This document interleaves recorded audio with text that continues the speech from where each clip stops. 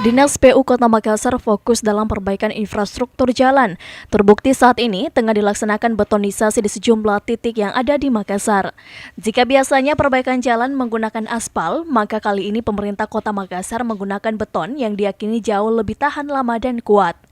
Dinas PU Makassar menyiapkan anggaran 105 miliar rupiah dari APBD sebesar 30 miliar rupiah dan ditambah dengan dana alokasi khusus sebesar 75 miliar rupiah untuk proyek betonisasi jalan di Makassar yang ditargetkan masa pengerjaannya harus rampung sebelum akhir Desember tahun ini.